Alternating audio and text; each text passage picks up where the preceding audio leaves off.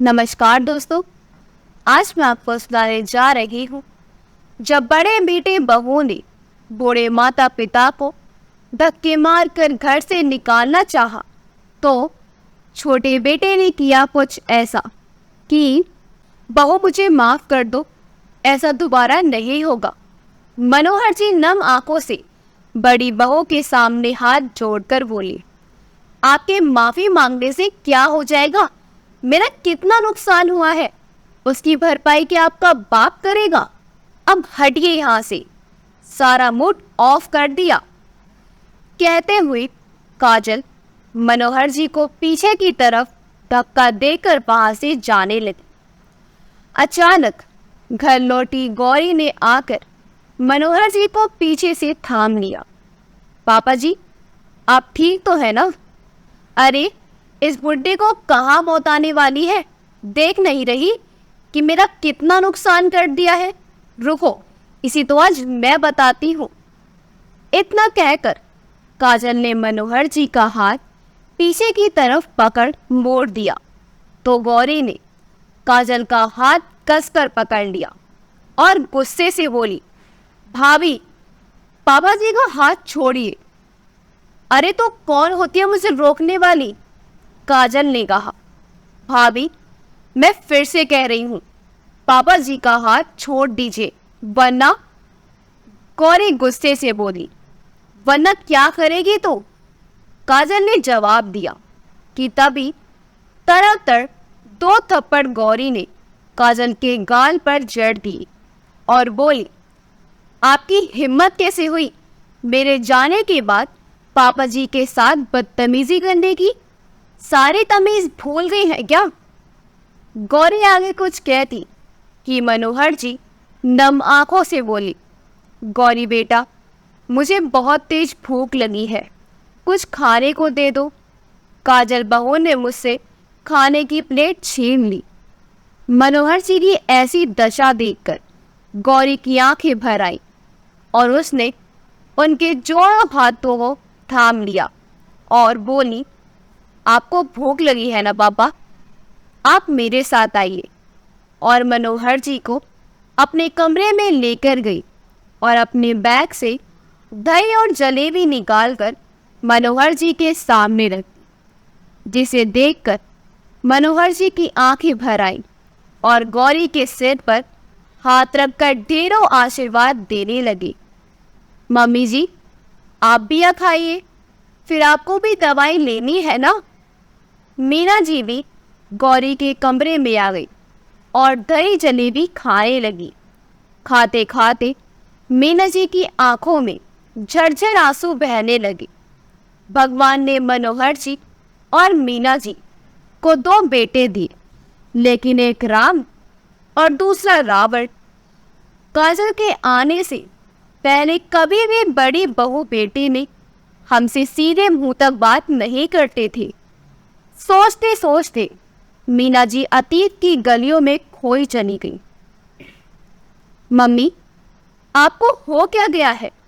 पहले तो आप काजल की तारीफ करते नहीं थकती थी, अब देख रहा हूँ जब से शिव की शादी की बात चल रही है, आपको अपनी बड़ी बहू अच्छी नहीं लग रही है। पहले तो आप इसकी खूबसूरती के गुण गाती नहीं थकती थी, अब क्या हो गया? हाँ हाँ, अब आप सोच रहे होंगी नई बहू आएगी तो उससे सेवा करवाऊंगी, ये पढ़ी लिखी है तो ज़्यादा सेवा नहीं करती, इसलिए बड़ी बहू को एक किनारे कर दिया। राजीव अपनी माँ मीना जी से कहता है। मीना जी बोली, बेटा, कहाँ लिखा है कि पढ़े लिखी और खूबसूरत लड़कियाँ घर के काम काज नहीं करती या सास ससुर की सेवा नहीं करती? क्या तुम्हारी माँ, यानी कि मैं सुंदर नहीं थी या मैं पढ़ी लिखी नहीं थी, फिर भी मैंने अपने सास ससुर की सेवा में कोई कमी नहीं छोड़ी। हाँ, ये बात तो तुमने सही कही कि मैं खूबसूरती के पीछे रह गई और आचार और संस्कार कहीं पीछे छूट गए, तो अब मैं उस गलती को दोहराना नहीं चाहती। राजीव बोला, माँ भूल रही है आखिरकार आपको बहू के साथ ही बुढ़ापा गुजारना है। अब ऐसी बातें अगर करेंगे तो उसे गुस्सा तो आएगा ही, और अगर उसने कुछ कह दिया तो फिर मुझसे ना कहना, कह देता हूँ।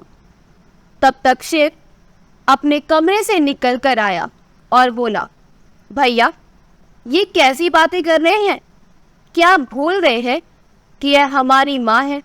और जहाँ तक लड़की की बात है, मैंने माँ से कहा है कि मुझे खूबसूरत लड़की नहीं बल्कि संस्कारी लड़की चाहिए, जो मेरे माता पिता की सेवा करे और मेरे घर के सभी बड़ों का सम्मान करे।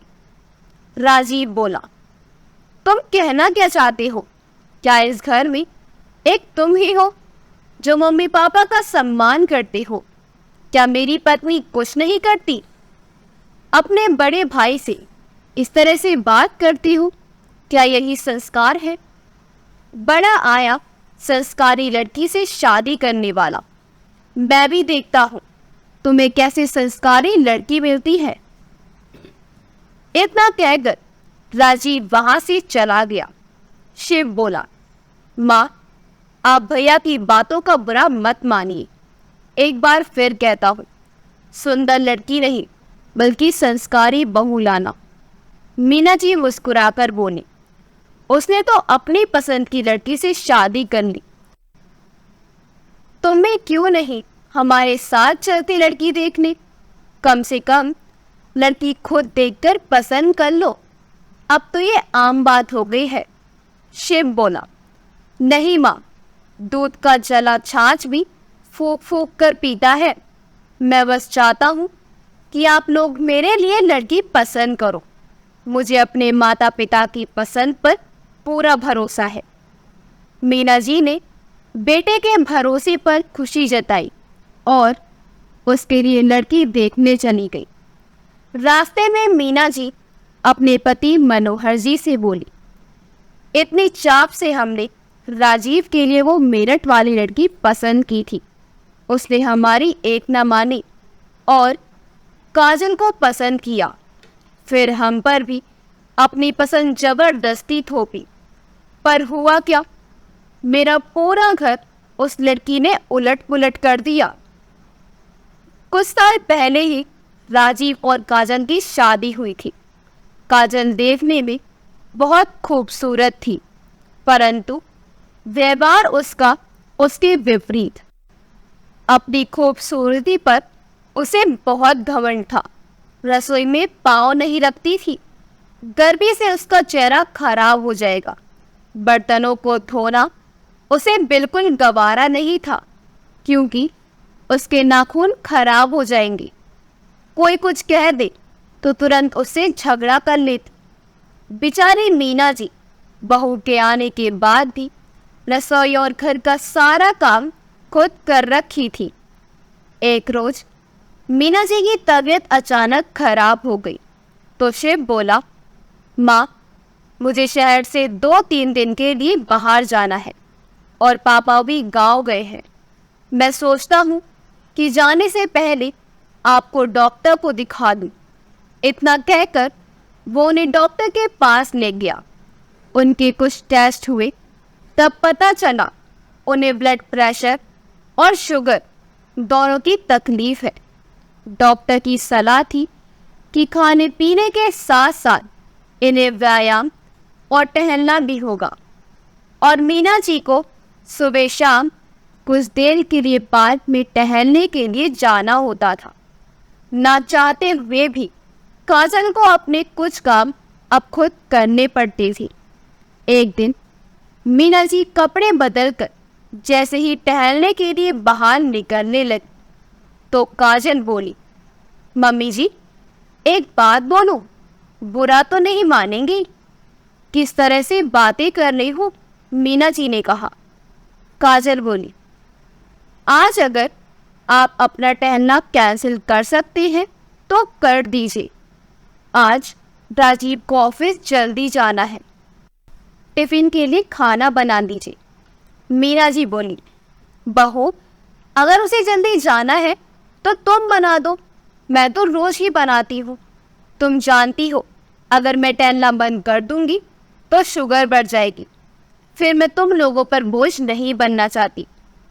काजल गुस्से में उनका हाथ कस के पकड़ा और बोली, प्यार से आपको बात बोली तो समझ भी नहीं आता। अभी मुझे डांस क्लास के लिए जाना है, जितना कह रही हूँ चुपचाप से कर दीजिए, वरना मुझे दूसरा तरीका भी आता है। बहू का ऐसा व्यवहार देखकर मीना जी को बहुत तकलीफ हुई। जब मनोहर जी और शिव घर में रहते तो काजल बड़े प्यार से बात करती थी। उनके ना रहने पर वो उनके साथ नौकरों जैसा व्यवहार करती थी। मीना जी ने साहस किया और बोली, बहू, मेरे बेटे के रहते तो मेरे साथ इस तरह का व्यवहार नहीं कर सकती।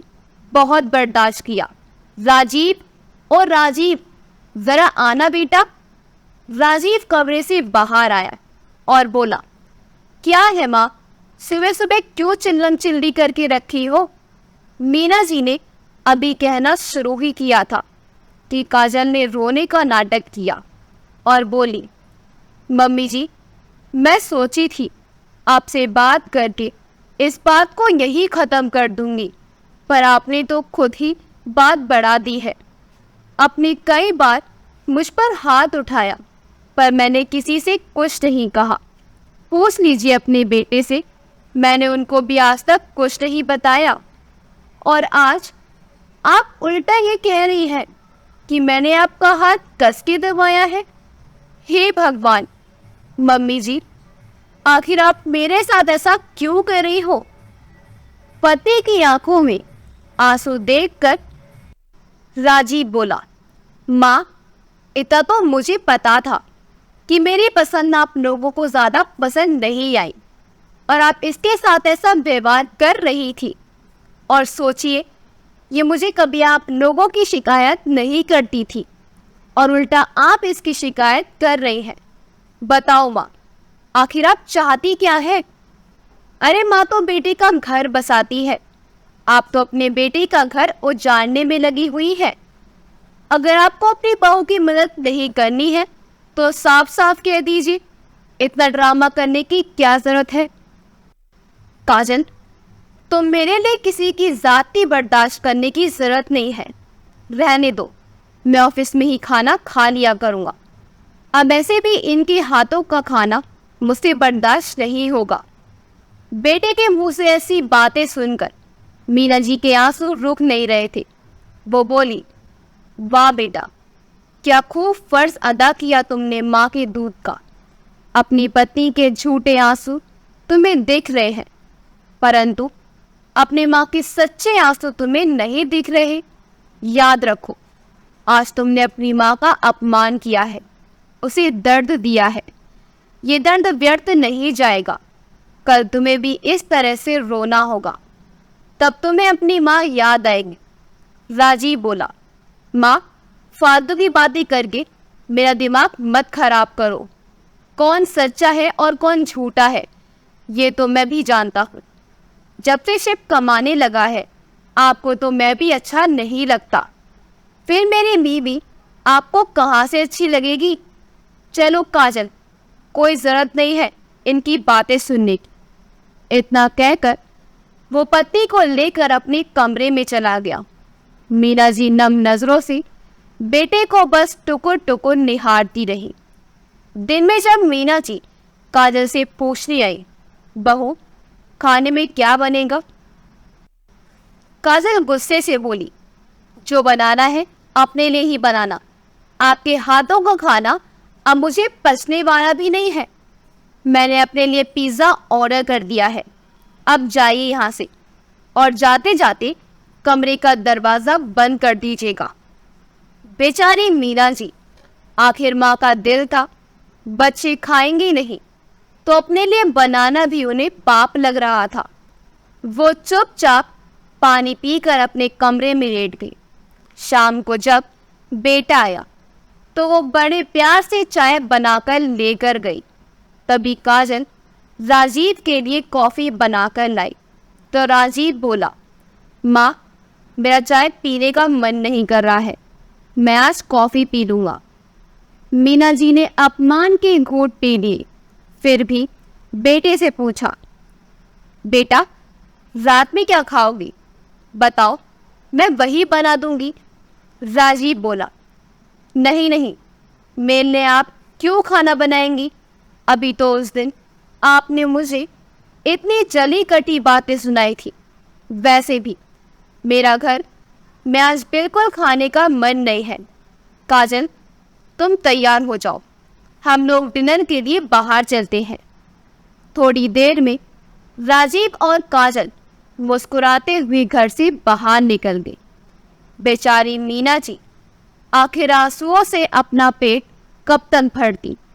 सुबह से भूखी थी और बेटे ने एक बार भी नहीं पूछा कि माँ आपने कुछ खाया कि नहीं। आखिरकार मीना जी अपने लिए 2 रोटी बनाई और 2 से रोटी खाकर सो गई। 2 दिन बाद जब मनोहर जी और शिव लौटे तो मीना जी के चेहरे की उदासी देखकर ही सब समझ गई। मनोहर जी के बार बार पूछने के बाद मीना जी ने पूरी बात बताई तो दोनों हैरान रह गए। पिता ने अपनी दमदार आवाज में आवाज लगाई, राजीव और राजीव, तुरंत यहाँ आओ। राजीव सामने आया। जब पिता ने माँ की बात दोहराई तो राजीव ने कहा, माँ झूठ बोल रही है, काजल ऐसा कुछ कर ही नहीं सकती। न जाने माँ को मेरी पत्नी से क्या खुन्नस है। पिता को बहुत गुस्सा आया। उन्होंने एक जोर का थप्पड़ राजीव को जड़ दिया और बोली, नालायक, जिस माँ ने तुम्हें जन्म दिया है उसके लिए तुम ऐसे शब्दों का प्रयोग कर रहे हो। अब तुम इस घर में नहीं रह सकते। अपना सामान बांधो और आज के आज घर से निकल जाओ। और खबरदार, जो पलट कर इस घर में आए, मैं मान लूंगा कि हमारा एक ही बेटा है। इतना कहकर वो अपने कमरे में चली गई। फिर मीना जी और शिव ने उन्हें बहुत समझाया, तब जाकर उनका गुस्सा ठंडा हुआ। शिव राजीव से बात करने गया, तब भी उसकी अकड़ कम नहीं हुई थी। फिर शिव ने सोचा, हो सकता है कि उसकी पत्नी के व्यवहार को देखकर राजीव को अपनी भूल का एहसास हो। कुछ दिन बाद मीना जी लड़की वालों के घर पहुंची, जिनका कुछ दिन पहले ही शिव के लिए रिश्ता आया था। गौरी मीना जी और मनोहर को बहुत पसंद आई। देखने में बहुत साधारण, परंतु उसके चेहरे से व्यावाहित रिक्तता झलक रही थी। उन्होंने गौर किया कि काजल अपने छोटे बड़े सबका ध्यान रख रही थी। यही तो एक बहू के गुण होने चाहिए। ये सोचकर मीना जी ने रिश्ता तय कर दिया। समय पर दोनों का विवाह हुआ। गौरी घर में आई तो शिव ने कहा, मैं तुमसे जीवन भर कुछ नहीं मांगूंगा, बस जब तक मेरे माता पिता हैं उन्हें अपने माता पिता की तरह प्यार और सम्मान देना। मैं समझ लूंगा तुम दुनिया की सबसे अच्छी पत्नी हो। और गौरी ने करके दिखाया। कुछ ही दिनों में उसने घर की सारी जिम्मेदारी अपने ऊपर ले ली। मीना जी को वो रसोई में पैर तक नहीं रखने देती थी। समय बीता, काजल के व्यवहार में कुछ बदलाव नहीं आया। गौरी एक कामकाजी लड़की थी, फिर भी वो घर के सारे काम निपटाकर उसके बाद अपनी ड्यूटी पर जाती थी, ताकि सास को कुछ करना ना पड़े। एक रोज गौरी मीना जी को लेकर पास के डॉक्टर के पास ही गई थी, क्योंकि कई दिनों से उनकी घुटनों के दर्द की समस्या ज़्यादा ही बढ़ गई थी और उन्हें अब चलने फिरने, उठने बैठने में भी काफ़ी दिक्कत होने लगी थी। शिव होता तो वह खुद ही मीना जी को डॉक्टर के पास ले जाता, मगर वो एक हफ्ते के लिए कंपनी के काम से बाहर गया हुआ था। मीना जी ने मना भी किया था, नहीं, शिव आ जाएगा तो वह उसके साथ चली जाएगी, लेकिन गौरी नहीं मानी। उधर मनोहर जी काम से थके हारे घर लौटे। मीना जी और गौरी को आवाज लगाने पर जब वह कहीं दिखाई नहीं दिए तो उन्हें अचानक ही याद आया कि गौरी बहू मीना जी को डॉक्टर के पास लेकर जाने की बात कह रही थी। उन्होंने बड़ी बहू काजल को खाने के लिए आवाज लगाई, लेकिन काजल सोफे पर टांग रखे बस फोन में लगी रही। आखिरकार मनोहर जी खुद रसोई में गए और अपने लिए खाने की प्लेट लगाकर सोफे पर बैठकर खाने लगे कि अचानक से सुई से भी तेज आवाज उनके कानों में गूंजी, जिसने उनके हृदय को पूरी तरह से छलनी कर दिया और मुंह तक निवाला पहुंचने से पहले ही काजल ने खाने की प्लेट मनोहर जी से छीन ली। पापा जी, आपको दिखाई नहीं देता क्या? या बुढ़ापे में सारी तमीज भूल गई? आज ही मैंने सोफे के नए कवर मंगवा कर बिछाए हैं। किसने कहा आपसे यहाँ बैठकर खाना खाने के लिए? अगर खाने के दाग कवर पर लग गए तो कौन साफ करेगा? माँ जी से कोई काम बोलो तो उनका घुटनों के दर्द का नया ड्रामा शुरू हो गया है।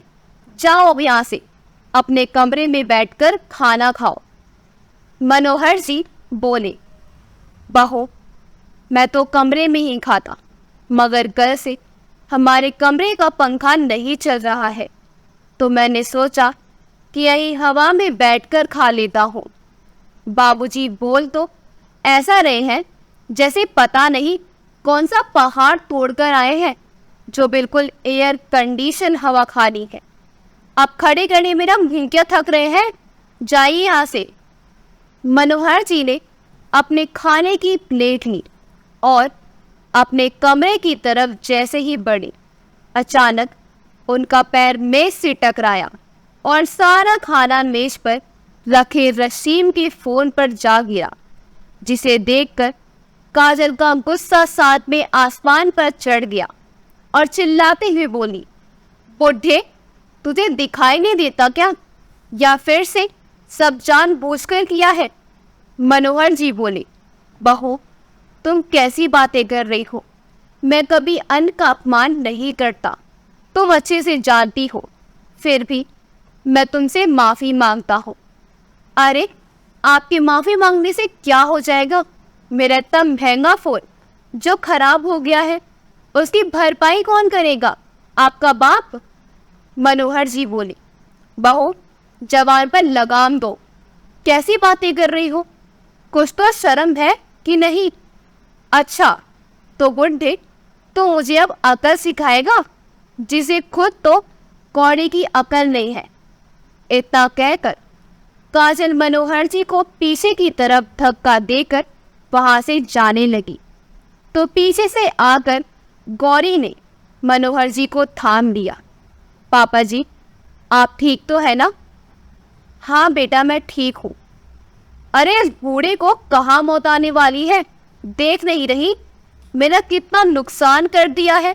रुको आज मैं इसे बताती हूँ। इतना कहकर काजल ने मनोहर जी का हाथ पीछे की तरफ मोड़ दिया तो गौरी ने काजल का हाथ कसकर पकड़ लिया और गुस्से से बोली, भाभी छोड़िए पापा जी का हाथ। तू कौन होती है मुझे रोकने वाली? भाभी मैं प्यार से बोल रही हूँ, पापा जी का हाथ छोड़ दीजिए, वरना क्या करेगी तू? तभी तड़ातड़ 2 थप्पड़ गौरी ने काजल के गाल पर रसीद कर दिए और बोली, मैं कभी ऐसा नहीं करना चाहती थी, पर जब बड़े रास्ता भटक जाते हैं तो कई बार छोटों को उन्हें रास्ता दिखाना पड़ता है। आपकी हिम्मत कैसे हुई पापा जी के साथ बदतमीजी करने की? काजल आगे बढ़ी और बोली, 2 टक्के की लड़की, तुम्हारी इतनी हिम्मत कि मुझ पर हाथ उठाओ? जैसे ही काजल ने अपना हाथ उठाया, मीना जी ने आकर उसका हाथ पकड़ लिया और एक थप्पड़ लगाते हुए बोली, काश ये थप्पड़ मैंने तुम्हें पहले लगा दिया होता तो आज तुम इतनी बदतमीज नहीं होती। और क्या कहा तुमने भी? कि मेरे पति की फ्री का खा रहे हैं। तुम शायद भूल गई हो तो मैं तुम्हें बता दूं कि मेरा दूसरा बेटा भी कमाता है और मेरे पति की पेंशन भी आती है। मैं तो कहती हूँ तुम जिस घर में रह रही हो वो मेरे पति का है। अगर तुम्हें अपनी इज्जत प्यारी है तो आज की आज मेरे घर से निकल जाओ। गौरी बोली, मम्मी जी, अभी भाभी का दिमाग काम नहीं कर रहा है, इसलिए उनकी गलती माफ कर दीजिए। मीना जी बोली, नहीं बहू, उस दिन उसके पापा ने सही निर्णय लिया था, पर मैंने और शिव ने उन्हें रोक लिया था। बेटा अपनी माँ की तकलीफ नहीं समझता और बहू उसकी माँ के साथ दुर्व्यवहार करती है। क्या इसी दिन के लिए लोग बेटे की शादी करते हैं और बहू लेकर आते हैं?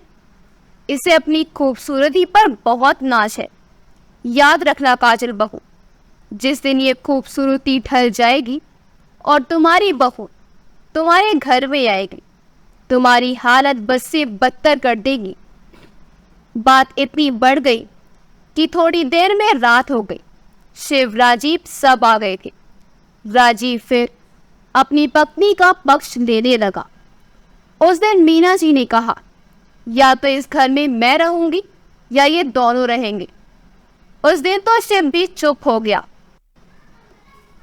राजीव को अपनी पत्नी के गाल पर छपे हुए चाटे को देखकर शिव से बोला, शिव, अपनी पति को काबू में रख। उसकी हिम्मत कैसे हुई मेरी बीवी पर हाथ उठाने की? देखो तो इतना खूबसूरत चेहरा कैसे लाल कर दिया है। शिव बोला, भैया, मेरी बीवी ने नहीं बल्कि एक बहू ने अपनी सास के लिए आवाज उठाई। काश कि भाभी भी ये बात समझ पाती कि हर सास भी माँ होती है और रिश्ते खूबसूरती से नहीं संस्कारों से चलते हैं। ये बात जितनी जल्दी आप समझ ले उतना बेहतर है। मीना जी बोली, अगर अपनी पत्नी का चेहरा और नहीं बिगड़वाना चाहते हो तो बेहतर होगा उतनी जल्दी तुम मेरा घर खाली कर दो। और याद रखो, अब ये घर और संपत्ति हम किसे देंगे ये हम तय करेंगे। फिलहाल मैंने तय कर लिया है कि तुम मेरे इस घर में नहीं रहोगी। मैंने सोचा था ठोकर लगने के बाद इंसान संभल जाता है, वक्त रहते ही तुम भी संभल जाओगे, पर नहीं। जब तक तुम्हारे बच्चों से तुम्हें ठोकर नहीं मिलेगी तुम नहीं समझोगी। इतना कहकर वो मनोहर जी के साथ अपने कमरे में चली गई। काजल के सिकारे पर राजीव भी गुस्से में घर से निकलने लगा। एक बार भी किसी ने उसे रोका नहीं और राजीव भी माफी मांगने की जगह अपना सामान समेटकर ससुराल में जाकर रहने लगा। समय बहुत बलवान होता है। जब राजीव का ससुराल में छोटी छोटी बातों के लिए अपमान होने लगा तब उसे एहसास हुआ कि उससे क्या गलती हुई और सास ससुर के बाद काजल के भाई भाभी ने दोनों को घर से निकाल दिया। पर जब चिड़िया चुन गई खेत तो पछताने से क्या फायदा। उसने माता पिता से बहुत माफ़ी मांगी पर उसकी पत्नी सुधरने के लिए तैयार नहीं थी, इसलिए उन लोगों ने उसे वहां आने से भी मना कर दिया और राजीव ससुराल छोड़कर अब पत्नी के साथ अलग घर में रहने लगा और वहां काजल को अपने सारे काम करने पड़ते थे। दोस्तों, हर माँ बाप अपने बेटे के लिए खूबसूरत बहू ढूंढते हैं, पर हम भूल जाते हैं कि घर खूबसूरती से नहीं संस्कारों से चलता है। माता पिता को अपनी बेटियों को सबसे पहले संस्कारों का पाठ पढ़ाना चाहिए ताकि उनके संस्कारों से उन्हें इतनी दुआएं मिलें कि उनका घर आबाद रहे। अगर आपको हमारी कहानी अच्छी लगी हो तो हमारी वीडियो को लाइक करें, शेयर करें और हमारे चैनल योगी वॉइस को सब्सक्राइब कर दें। मिलते हैं अगली वीडियो में। आपका बहुत बहुत धन्यवाद।